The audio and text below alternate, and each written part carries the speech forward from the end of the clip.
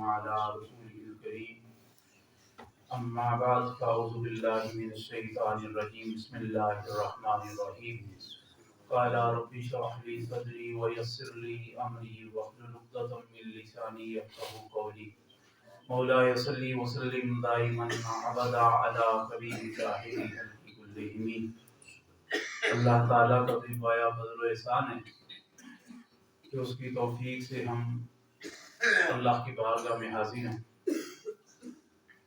آج کے درس حدیث میں سے ہم کتاب البیوع یعنی کہ خرید و فروخت کے باب میں سے 2-3 احادیث پاک کی تلاوت کریں گے۔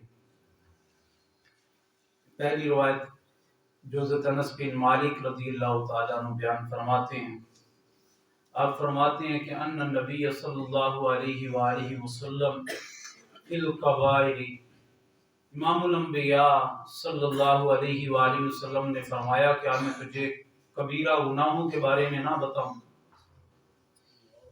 تو صحابہ نے عرض کیا کیوں نہیں یا رسول اللہ؟ تو حضور علیہ الصلوۃ والسلام نے فرمایا قال الشرک باللہ، سب سے بڑا جرم اور کبیرہ گناہ وہ اللہ کے ساتھ کسی کو شریک ٹھہرانا ہے۔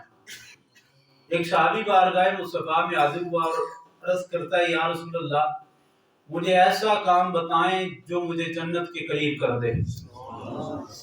حضور علیہ الصلوۃ والسلام نے فرمایا اس حال میں عبادت کر کہ تو اللہ کے ساتھ کسی کو شریک نہ ٹھہراتا ہو تو اللہ تعالیٰ تجھے جنت کے قریب فرما دے گا۔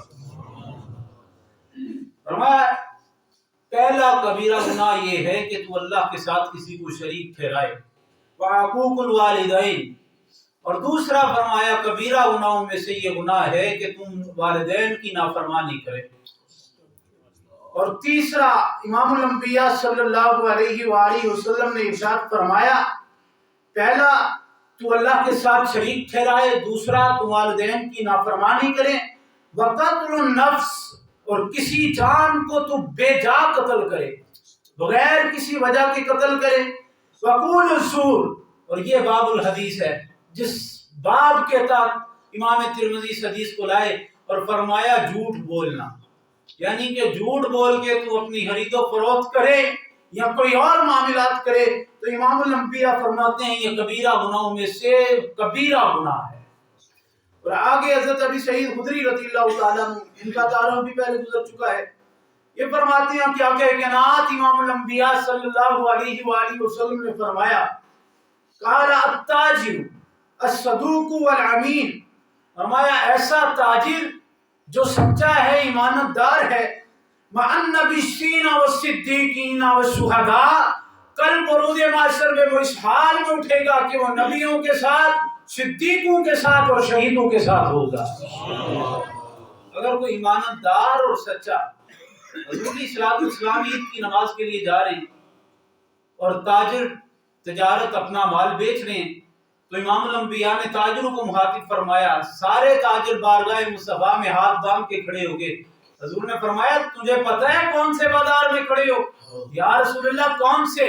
فرمایا یہی وہ کام ہے جو تجھے انبیاء کے ساتھ کھڑا کر سکتا ہے، اور یہی وہ کام ہے جو تمہیں جہنم میں لے جائے گا۔ اگر تم ایمانت سے، خیانت کے بنا، صادق سے، سچ سے کام لوگے تو اللہ تعالیٰ تمہیں نبیوں کی صحبت عطا کرے گا۔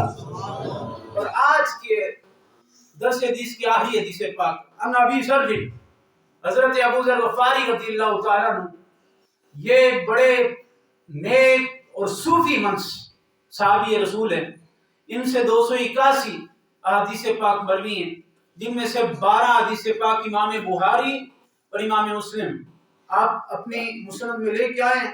آپ فرماتے ہیں قال ثلاثۃ، اور یہ مسند احمد بن حنبل میں بھی حدیث پاک کے اور بھی کئی کتابوں میں ہے۔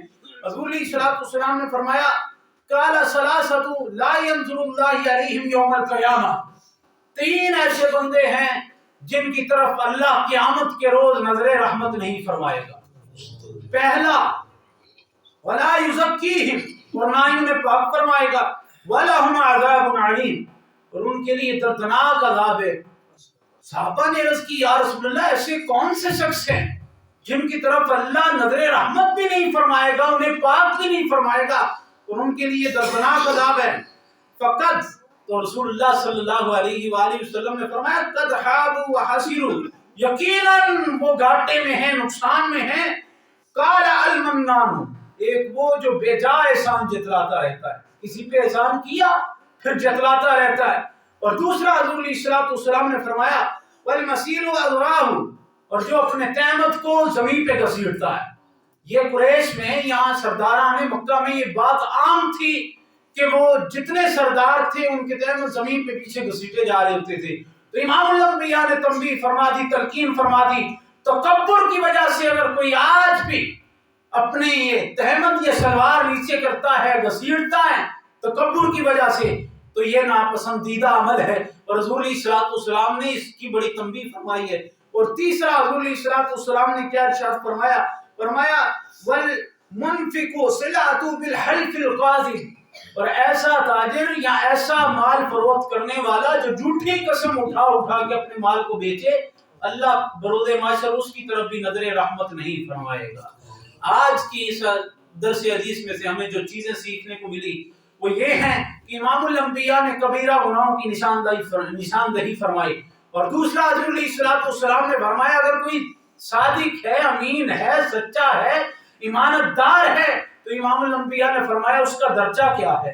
اور تیسرا فرمایا تین بندے جن کی طرف اللہ بروز حشر نظر رحمت نہیں فرمائے گا، اگر احسان کیا ہے تو اللہ کے لیے کر، اگر کسی سے نیکی کی ہے تو اللہ سے اپنا اجر طلب کر۔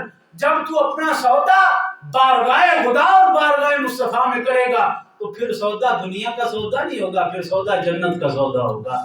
اللہ تیری اور میری پاک حاضری اپنی بارگاہ میں قبول فرمائے، اور حدیث پاک کی برکت سے اللہ ہماری دنیا و آخرت بہتر فرمائے۔